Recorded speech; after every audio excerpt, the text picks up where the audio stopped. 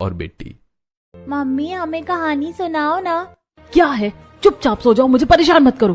क्या हुआ, तुम बच्चों पर भड़क क्यों रही हो? तो क्या करूं, देख रहे हो ना 2 दिन से 2 दिन आए हो गए देवरानी जी को, लेकिन उसने कुछ काम नहीं किया और तुम्हारे पापा और तुम्हारा भाई उल्टा मुझे ही दोषी ठहराते हैं।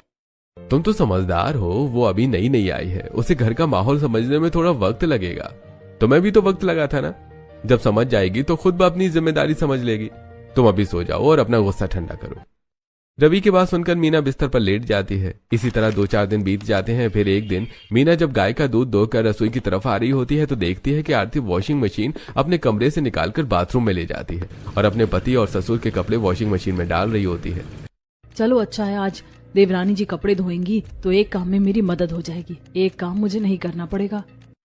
सोचती हुई मीना अपने कमरे में जाती है और मैले कपड़े लेकर बाथरूम में पहुंच जाती है और वहां जाकर देखती है कि उसकी देवरानी वॉशिंग मशीन से राहुल और बिट्टी के मैले कपड़े, शर्ट और फ्रॉक बाहर निकालकर फेंक रही है। देवरानी जी बच्चों के कपड़े क्यों निकाल रही हो वॉशिंग मशीन से? आपके बच्चों के कपड़े आप धो, मैं क्यों धो? मैंने किसी के बच्चों के कपड़े धोने का ठेका नहीं ले रखा है। देवरानी जी, मैंने आपसे ऐसा कब कहा कि आप मेरे बच्चों के कपड़े धो? मीना अपनी बात पूरी कर पाती उससे पहले ही आरती उसके हाथों में कपड़े देखती है और जेठानी जी, वॉशिंग मशीन में कपड़े धोने की सोचना भी मत। वॉशिंग मशीन मेरे माँ बाप ने मुझे अपने कपड़े धोने के लिए दी है, ना कि आप लोगों के। अपनी देवरानी की बात सुनकर मीना की आंखें नम हो जाती हैं, लेकिन वो तुरंत बात पलट देती है। अरे देवरानी जी, आप गलत समझ रही हो। मैं तो कपड़े हाथ से ही धोऊंगी, जैसे हमेशा से धोती आई हूँ। ऐसा बोलकर मीना कुएं की तरफ चली जाती है।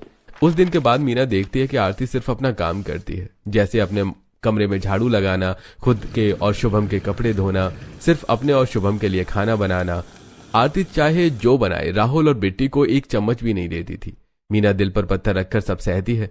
एक सुबह मीना खेत जा रही थी, रास्ते में उसे सूखी काकी मिलती हैं।